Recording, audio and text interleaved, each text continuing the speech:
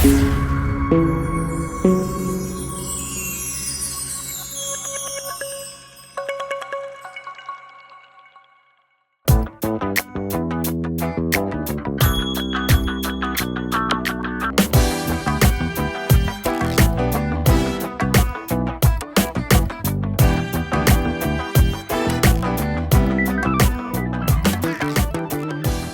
and welcome everyone to our webinar today, Acing Your Board Candidate Interview, 5 important focus areas to confidently make a lasting impression.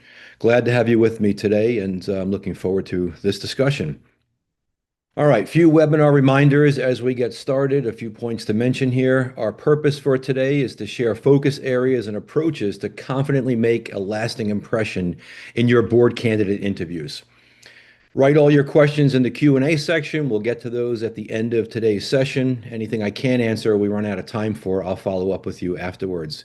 The materials, yes, the entire webinar is being recorded. You'll receive a link via email shortly after we are done today. And this link will also allow for the ability for you to download the presentation deck in its own separate file.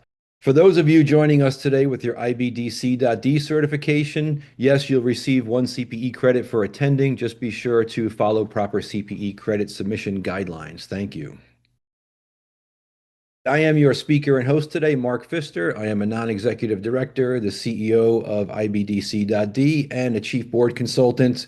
Many of you have joined these webinars before, so I'll spare you all of the introduction points here, but my career has been laser focused in the board directorship, C-level, and senior level leadership space for many years now.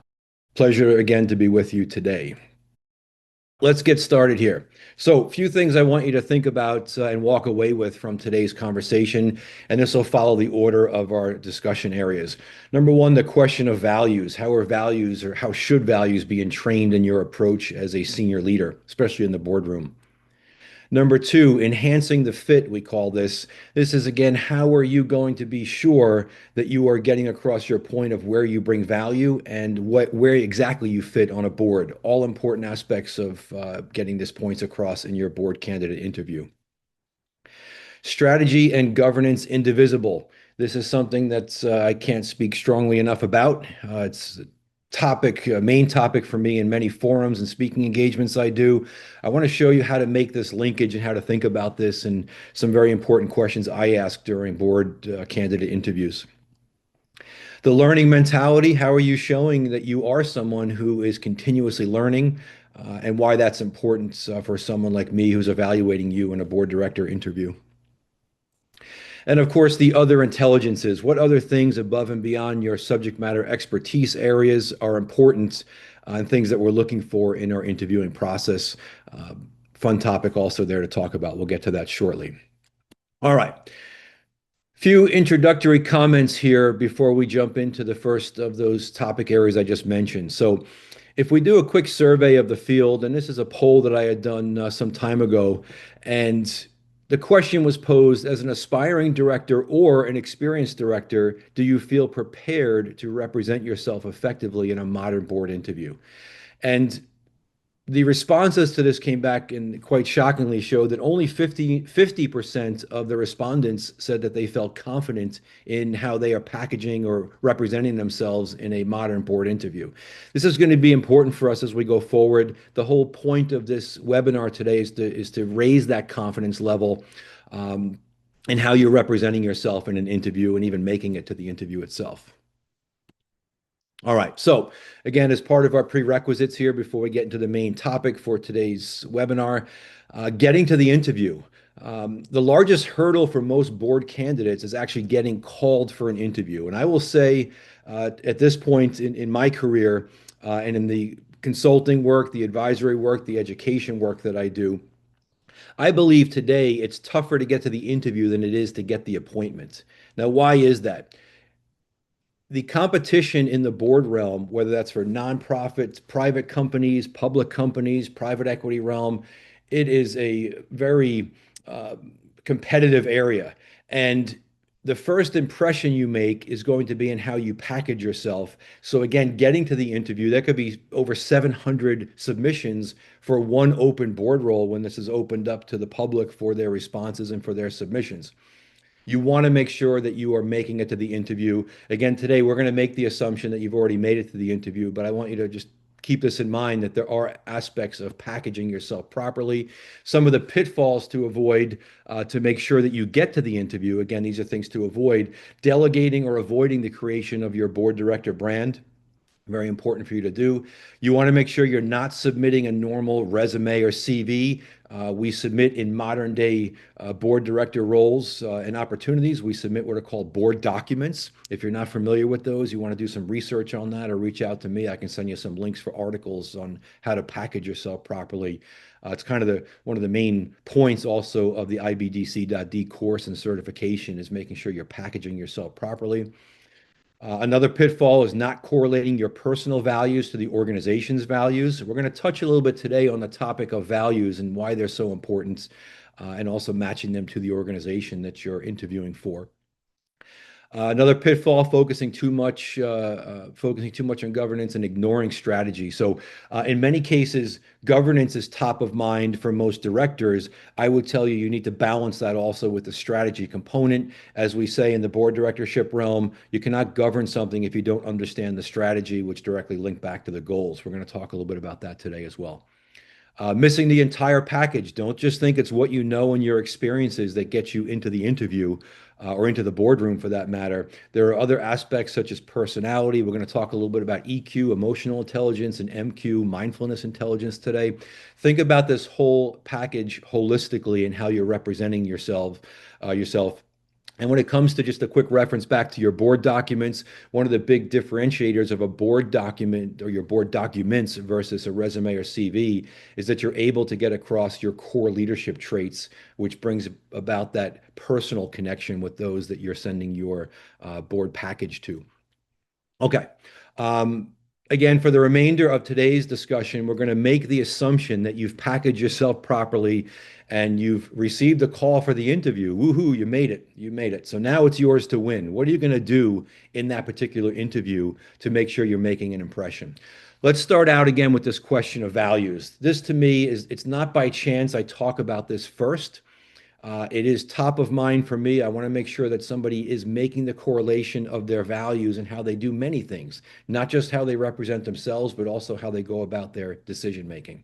So, rule number one, the positioning of board and organization values with the board candidate, again, making that correlation is an important alignment. Why is that?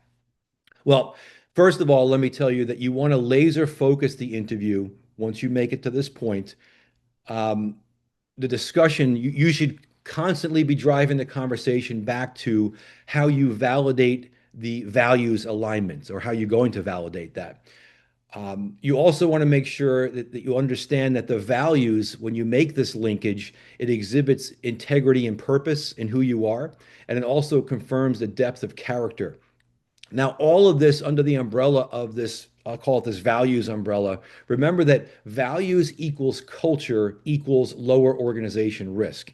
Any interview that you go to, you have to remember this, whether the interviewer knows it or not. And let's not assume that all board nominating committees or board directors that are doing interviews know exactly what they're looking for or taking it to this level. Some may not. But for the boards that you want to join, for the boards that are going to be worth your while, make sure that you're getting across the point that the values is directly correlated and equal to the culture, which then leads to lower organization risk. Now, again, I'll ask that question on the alignment. Why is this? It's due to the fact that values sits on top of this pyramid of sitting above vision, sitting above the mission of the organization, as well as the strategic objectives, and of course, all of the tactical actions and tasks. Now, the values, most importantly, is what the organization stands for and what the individual director stands for, equating back to the ethics, the principles, and beliefs. So again, if we come back to an individual director that is only savvy in the subject matter expert area of, say, their industry or a knowledge area, that's not enough to be a great leader today. You have to also align those and correlate those with the ethics, the principles, and beliefs. That's why values sits at the top of this chain, or I could even say sits at the beginning of a values-based decisioning chain. We're going to talk about that in just a moment also. And here it is now. So the alignment again, why are values so important?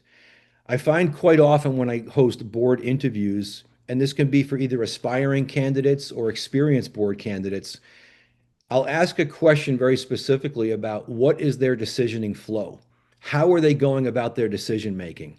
And if I start to hear the initial response to that answer from the board candidate, that they're focused on the task aspect or the nitty-gritty details, I already know that I'm dealing with someone who is very much in the delivery side of things. They're thinking too much at the tactical or task level. I want to see and see the candidate exhibit. They are thinking about the values first. Is this even a fit for our organization? If it is a fit for our organization, does it directly align with the current values that we have? Because again, the values equal the culture of the organization. Then we can start to get into the decisioning process of, is it a fit with our future vision, what we want to enable or become in the future? And is it a fit for our mission, what we do well now? So you can see the values component is very important to make as part of your first decisioning process. And of course, all of this goes without saying that it's overlaid across the budget, scope, and time considerations that you would put towards any type of decision. Lots we could talk about here with this, but start to think about your decisioning. Where are you entering the conversation? If you're even asked a question or asked to vote on something, are you thinking at the tactical level first, or are you thinking all the way at the other side, which is the values-based decisioning side? It's very important. All right. And as I mentioned in my book also, I have personally become very wary of board candidates who, in their first 3 to 5 questions or comments, answering back to questions that I've asked, when they don't directly address the company's values or their own values, or never address them at all throughout the entire conversation. Hopefully, you've got a sense so far in just a few areas we've spoken about of why the values component is so important. And board director candidates in their interviews that avoid this area or are not knowledgeable of the importance of this area of starting with values, they really do themselves a disservice in understanding what truly senior leadership is about and where it starts. What is that entry point of your thought process? Okay. That was number one. Number two is enhancing the fit. Where exactly do you fit? So how do you show exactly where and how you fit, as well as how you will elevate the board if you become an appointed member of that board? So for those of you that have been through the IBDC.D course, this should be a refresher for you on what we call board architecture. Just at a very high level on this, know that we really have 3 areas or 3 aspects of focus as we talk about the structure of a properly built or properly architected board. So the sphere of influence typically are the vertical considerations. Those are both the collective as well as the individual expertise of those directors serving on the board. The planes of congruence. This is the board's character. These are areas such as a balance of personality types, a balance of possibly diversity and inclusion on those boards, any aspects that could span across the whole board, either looking at it for its parts or for the overall pieces that make up the whole. These are things that go well above and beyond just the board's expertise. This is what adds the character to the board itself. And depth, this is kind of that 3D view of a board. It's what we call coverage and balance, which creates depth. This is maybe ensuring that the board has multiple experts of a singular area. Best example I commonly use for this is a board that only has one true expert in the cybersecurity space, for example. And every time that they propose something that relates to the cybersecurity aspect of the organization in the boardroom, nobody else on that board can comment on it simply due to the fact they don't have the expertise or experience. That doesn't lead to in-depth conversations. It doesn't lead to great debate. We want to make sure that we have these overlaps in the board of expertise to make sure we are getting to deliberate conversations and able to deliberate on the topics that are brought up for vote. Now, these 3 areas where we talk still about enhancing the fit, most boards have a very good idea of their skill sets, experience, and the level they desire in a board candidate. In fact, most of the advertisements, I'll say, or the requests for candidates have a specific role description of that particular expertise they're looking for in that potential board director. So that area is usually covered. However, Where most boards sorely lack is this understanding of how a member can also enhance the character and depth of the overall board. This is where you can excel as a board candidate in an interview to show that you're not just bringing this vertical expertise knowledge or area to the board, but you're also able to possibly offer up a balance in the personality types. You're able to have other areas of expertise. You're not, as we say, the one-trick pony that comes in with only one expertise area, but you can also weigh in on other discussions, other decisions, maybe even other committee areas or areas that committees are proposing for a vote. Um, this really also comes down to how you've packaged yourself in the realm of proper board directorship packaging. Again, we're not going to get into that in depth today, but we call that your major and your three minors. It shows that you have multiple skill sets, can weigh in on multiple topic areas in the boardroom with your expertise. So remember in this, as we talk about the interview side, don't just stick in the realm of talking about your vertical expertise or your subject matter expertise areas. Know that also the personality matters, the depth of knowledge and background in other areas, even outside of your subject matter expert area, are also very important to show the value you can bring to that board. Expand upon these topics when you're in those discussions. So again, this is where you as a board candidate, whether you're aspiring or experienced, you can get into these details, highlight the exactly where you view your enhanced fit on these boards, not just what they're asking for, but even further where you bring value, and spend the time to outline exactly how you will enhance the board. Think about these things, practice the conversations, look for openings that allow for further discussion above and beyond just the main reason of expertise you were brought in for that particular interview. Show that you're much more versed in areas that you can bring expertise to the table. All right. Strategy and governance indivisible. I mentioned earlier I would get into some of this topic. This is an area that is near and dear to my heart simply due to the fact that a great director I don't believe you can be a great director without having a deep understanding of how strategy and governance work together. Let's talk about that. So, number one, rule number three in this is make extremely clear your proficiency in the understanding of the interrelationship between strategy and governance. Let's explain exactly what that means. So,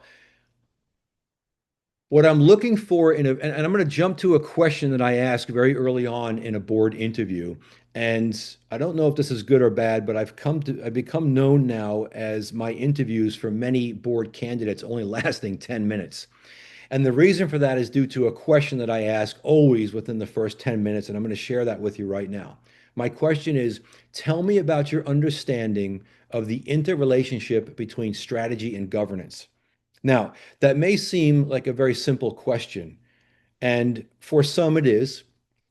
But if you haven't been asked that question before and you're now fumbling for the answer to this, I can tell you I shut down those interviews very quickly because I understand now that someone that cannot answer that question very quickly and accurately is not going to ask the right questions in the boardroom. So let me first start out with the understanding of the visual, and I'm going to build upon this in just a moment here. Number one, know that strategy sits between the goals and the tasks. We may even say at the board level that we call the tasks more so milestones or rolled up tasks. So this visual, I want you to really implant this into your mind right now, that the strategy is this double pointing arrow that sits between the goals and the task area. Now, if we expand upon that even further, let me show you exactly what I mean by that. Number one, at the principle level of this, we know that between goals and the actual actions of delivering those, that is really that delineation between objective and action. So we can kind of put this delineation point right in the middle of strategy of knowing that goals is objective and the tasks are the actions around supporting that objective. Now, there's a lot more to this if we think about this. The leadership realm of this, we could correlate the words of what and why to the goals. We could correlate directly the word how to the strategy. How are we going to get this done? And for the tasks, we could say the when and, of course, the who, if we want to go to that level of the who is going to get this done. Now, in normal day-to-day operations, I would expect the CEO to have a very deep handle on these areas of this leadership row that you see here, the what and the why, the how and the when and the who, with the correlation of how they relate back to the goals, the strategy, and the tasks. Now, the important aspect of this now, if we jump to the governance layer of this, and this is what I would expect the board's focus to be, I would want the goals in the boardroom to have a direct correlation to the setting and then the ensuring of the relevance of those goals. That's an ongoing exercise to make sure that the goals are indeed relevant to the organization, to the industry, to the trending. I can tell you AI is really throwing this area for a loop right now when we talk about ensuring relevance. And the strategy, at the point at which the how has already been defined at the leadership level, the board then becomes the validation of the approach. And of course, the tasks are the measuring of the progress, or we could again say the milestones of the progress side.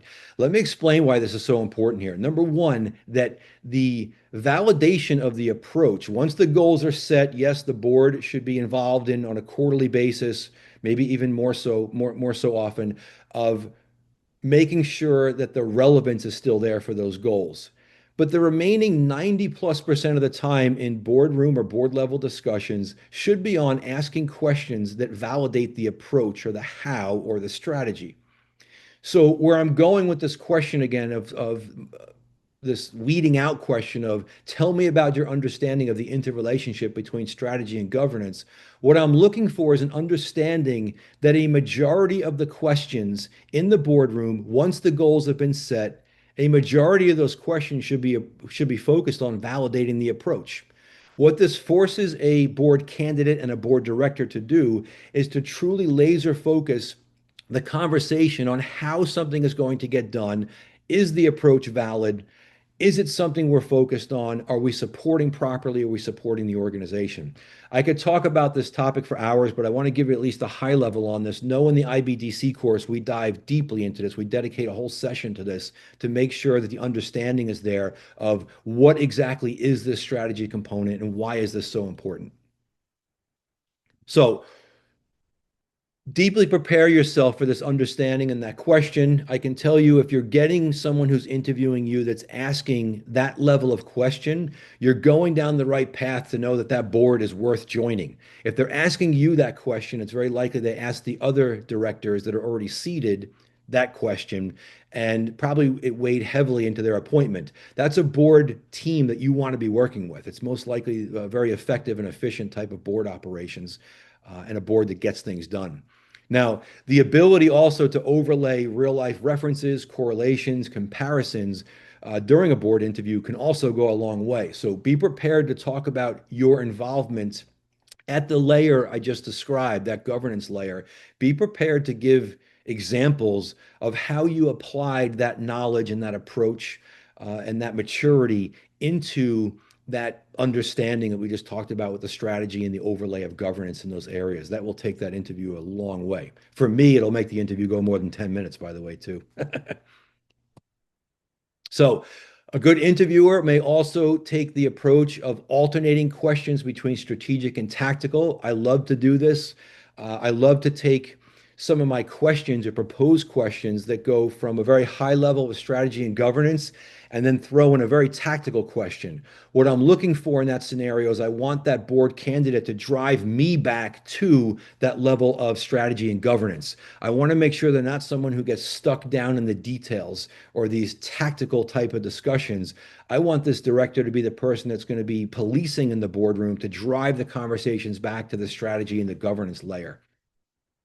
Now, that shifting of gears can also show that somebody is versed in understanding and recognizing those types of diversions. It goes back to, again, knowing that this person is versed in this area and truly has deep leadership experience and sticking and being laser focused to what the outcome is they're looking for.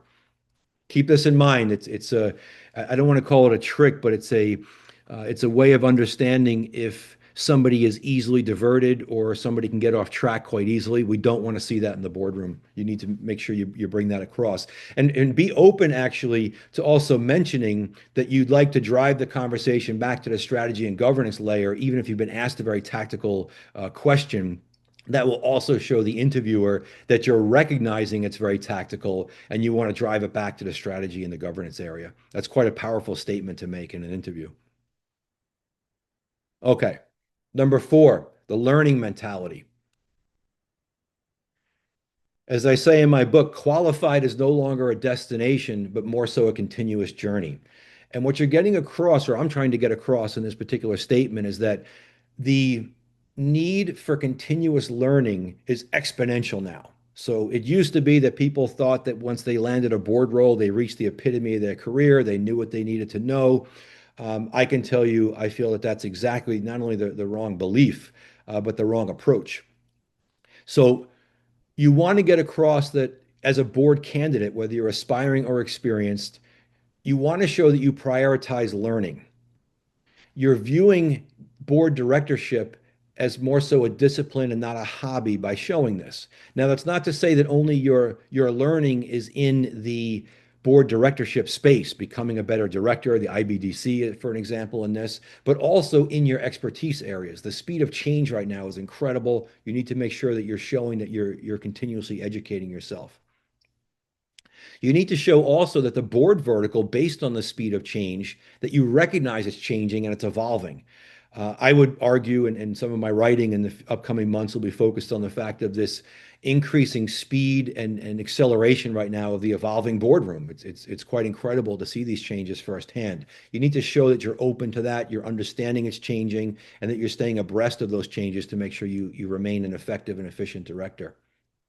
It shows your commitment to the profession and your role. And it becomes, as you would likely think, an increasing value to the companies that are served, that you will serve or are currently serving. So keep in mind this prioritization of the learning mentality is a great topic to get across in your board director interviews. Now, we call this specifically your career trifecta. Let me break down in the background why this is so important to show this learning mindset or embracing this continuous improvement. Whether an interviewer knows it or not, they're typically touching on three areas of their interview in what they're looking to find out about you.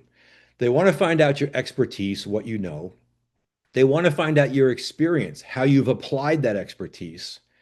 And if and when possible, if there's some way that it can be proven before they give or offer the appointment to you, is there some sort of other outside third party body that also says you, as a potential appointed director, uh, is as good as you say you are? And this is where the education and the certification areas come into play. Now, the question I typically get on this is that are people landing board roles because of their certification?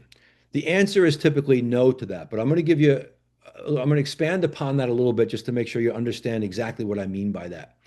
In a high percentage of the recent nominating committees over the past 2 years I've worked with, by the time we've narrowed down to two or three finalist candidates from, in some cases, very large pools in the hundreds, by the time we narrow down to the last two or three, we realized that the expertise and the experience was roughly equal, if not almost exactly equal, in the way that we were going through the vetting process.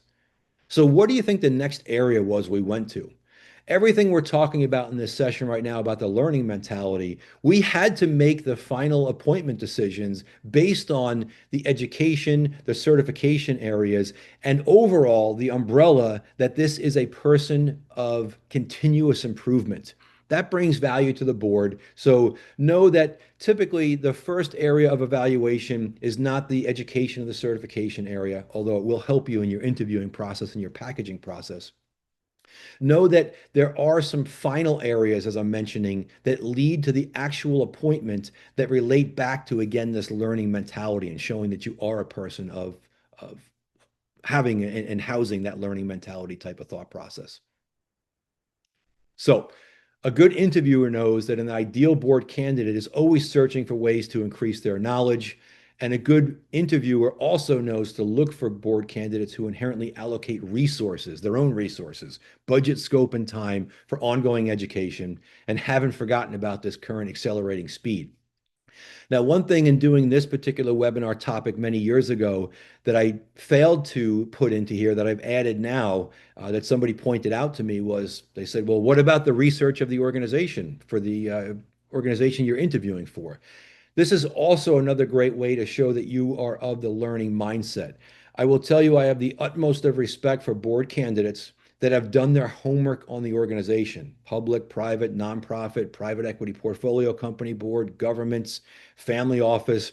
Do your homework. It is easier to find out information usually for public companies, but that doesn't mean you can't do digging and spend a significant amount of time also to find out answers for private and companies that aren't required to disclose publicly. You can still get information on these organizations today, and you can ask those types of questions pre-interview to prepare some of your questions. Do the homework. It shows that you're again of the learning mentality. Um, I love to ask the questions if someone's done the research and let's say they point out a shortcoming in the organization um, and asked how we dealt with that. I'll answer how we dealt with that. But my next question to them is going to be, how would you deal with this if it happened right now? Be prepared to answer and go full circle on that research that you're doing. Put yourself in the seat of the board. If you were there and required to make a decision or give your vote, what would you have done also? Be prepared for that. All right, number five. I think we're keeping on track here for time. The other intelligences. So I'm going to focus specifically on mindfulness intelligence and emotional intelligence.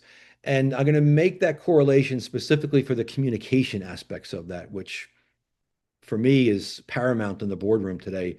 I think we're going through this time frame right now where communication is getting a little bit trickier or harder for people. I don't know if this is a generational thing or not, but uh, definitely worthwhile to study over the upcoming years. So let me first say, of all of what we call the Qs, again, I'm going to focus on the EQ and the MQ side because I believe personally that great communication usually comes down to a honed approach in these two quality areas.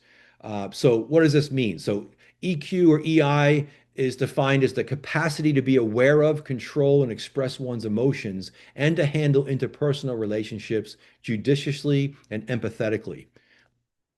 Goes without saying why that's important for communication.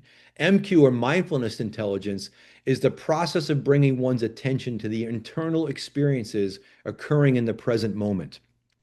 So think about these from both sides of the coin right now, how one is focused on the aspect of expressing one's emotions, and the other side is in reading those emotions or the internal experiences that are happening. By doing this, it's quite telling and easy to see what's happening in, say, you're presenting something. What are those responses you're getting back? Are you reading particular body language from folks that you know are not on board? Are you aware of why they're not on board with those things? So in an interview, I'm very much open to a board candidate talking about these things specifically, talking about what they're great at and what they are focused on working on. Don't be scared in a board interview to talk about the things that you are honing, you're working on, you're building up. This again comes back to that continuous learning mindset. These other intelligences, such as MQ and EQ, are also in those areas. So, why is this? It's because much can be deciphered when observing the interaction and communication style of both a board and a board candidate by focusing on this MQ and the EQ areas. I like to ask these questions directly in a board interview as well. What do you view as great MQ and EQ within the board that you're looking to join? Don't get caught off guard by that question. Know that this has to do with respect between board members. Are you going to be able to voice your opinion without getting pushback? Is there a deep sense of respect across the entire board? All of this comes back to these cues that we're focused on to make sure we're not going to bring someone in who is in constant battle or fight mode. That's not the point of a team of a board of directors. Yes, we want to be able to make our point, but we also want to be aligned with the final decision of that board, whether we're in alignment, I should say, whether we voted for that or that was what we proposed or not. We should be still supportive of the decision of the entire board. Now, that particular mention I just said about in alignment, this also brings up a very important aspect of what we call respectful dissent. So this is a very specific quality of a highly functioning board is that they practice respectful dissent. And this comes down mainly to the individual directors.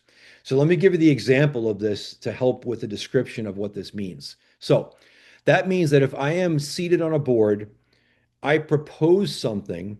Hopefully, I've been given the respect and the time of that board to propose my idea or what I would vote for in a certain way. I've been given the respect to show my reasoning for that.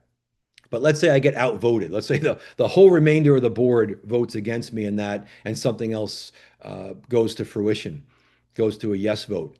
Now, I need to be able to say, as a respectful dissenter, I disagree, but I stand by the majority vote of this board and support the decision 100%, which basically equates to when we leave that boardroom and the door closes, that even though I was a dissenting viewpoint, I am not going to go tell other people, or at some point, if I'm speaking to someone in the organization, I am not going to mention I didn't vote that way. I'm going to show that I'm in agreement with the entirety of the board's decision. That's what's called respectful dissent.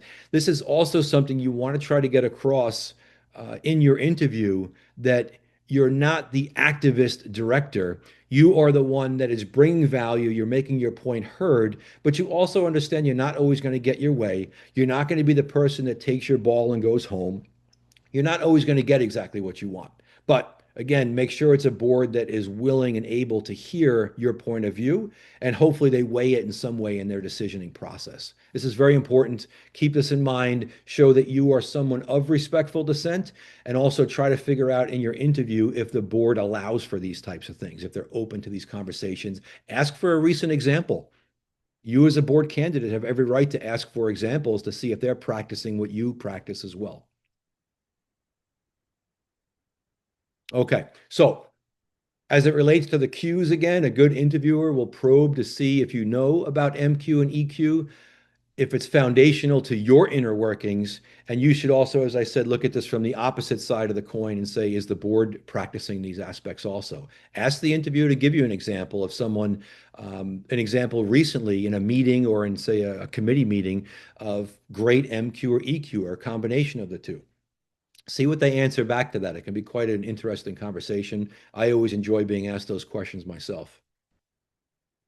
Okay, we're going to go to Q&A now. And just a quick note here. I know many of you joining today already have your IBDC.D certification. If you do not, know that all the topics we spoke about today in further detail, as well as expanding viewpoints on that, and the aspect that we made the assumption of, which is you're already packaged properly to get to the interview, all of these things are covered within the IBDC.D certification and education program. Hope to see you in that if you haven't already been through it. All right, let's move to Q&A. Let me get myself set up here to be able to see your questions. Here's the question. In a recent interview, I actually received a behavioral type question. It shocked me a bit. I found that odd. Are you seeing this become more prevalent, or should I consider that a one-off?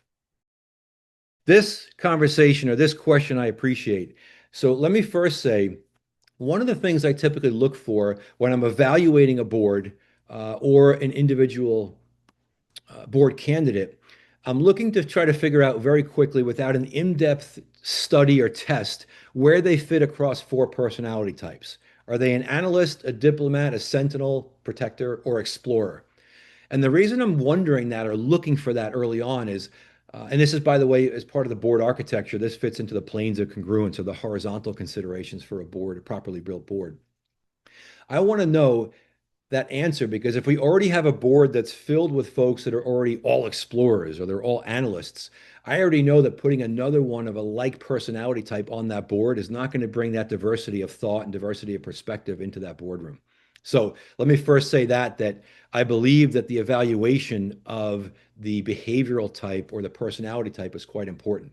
Now, to the question that was asked, I will tell you that in working with nominating committees, I'm actually pushing more so now for certain personality testing to be done. And I actually think that many people that evaluate themselves or claim a certain personality type, when the testing is done, it comes back totally different. So just because you believe you're a certain personality type doesn't mean that you actually are. Some of us are aspirational when it comes to thinking about what type of personality types we are. So to answer the question, you are going to see more of this. I like to do it when possible. At the very least, I'm looking to try to figure out at the highest level what that's of those four personality types I mentioned, where that potential candidate fits, and if they are going to fit into the design and the architecture of the board we're trying to build with that balance. All right, another question. Hopefully that answered your question. Many of my board candidate interviews seem to be stuck in the tactical realm by design of the person interviewing me. Should I take something away from these interactions? Absolutely. So number one, As I mentioned earlier, I like to drive specific questions, not all of them, from strategic and tactical level down to, I'm sorry, strategic and governance level down to the tactical level, and then force that candidate in the interview to drive me back to the strategy and the governance level. So know that you should expect some of those questions in a good interview, and it's an opening for you to drive that conversation back to the level where you want to be and hopefully where the interviewer wants you to be. If you're in an interview and the person interviewing you is consistently asking tactical questions, that should be a red flag to you that the board is not focused in the right areas, or they're looking at you as coming in as the delivery mechanism for some aspect or area of that board. That is not a good sign. Um, I would even go on a limb and say that if the interview is stuck in the tactical realm, if you are offered the board role and you accept it, you are likely going to be stuck in the tactical realm also once you take that seat. That's not where you want to be as a director. Take all of these indicators to heart when you're in an interview and understand that they are very powerful indicators. Listen to them, think about these things. The interview is a great window of insight into how the board is actually going to operate itself. All right, next question.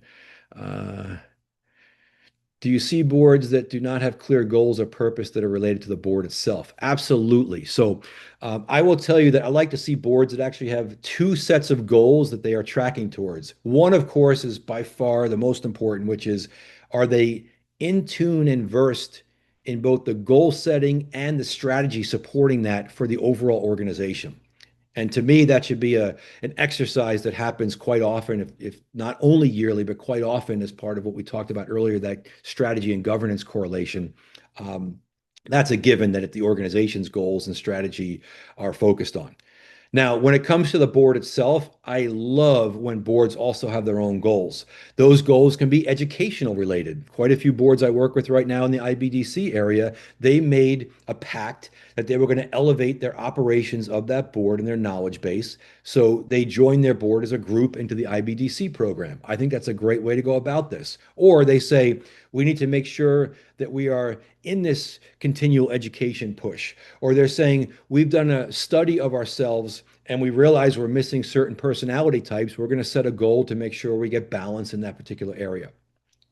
Any type of goal that's set for the board also to elevate itself is a great way to think about this. So again, two different types, two sets of goals I think are quite important without the board losing sight on their main focus should be the organizational goals first and foremost.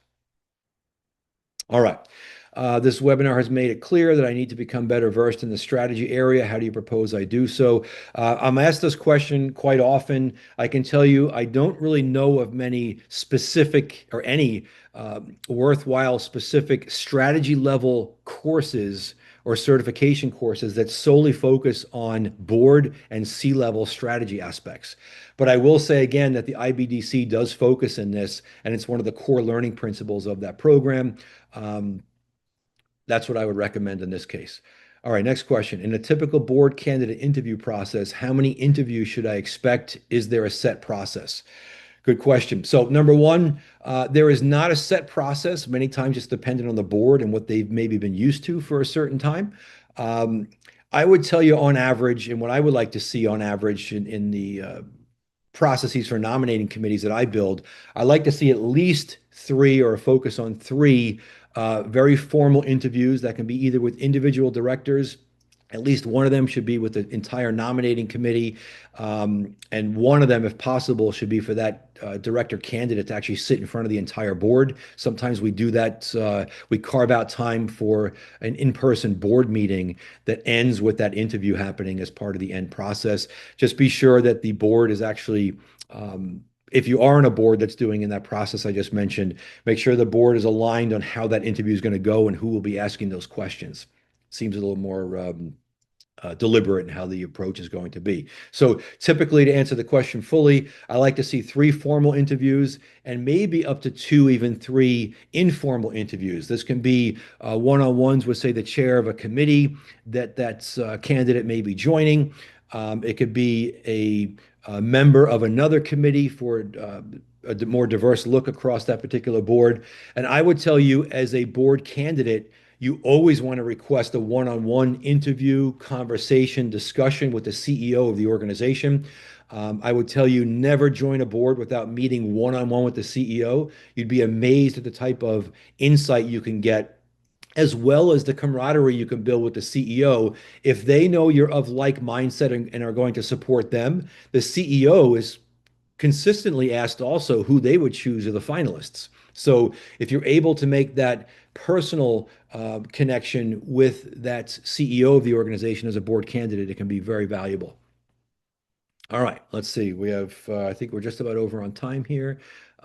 Why don't we wrap it at that? We're right at the bell right now of 45 minutes.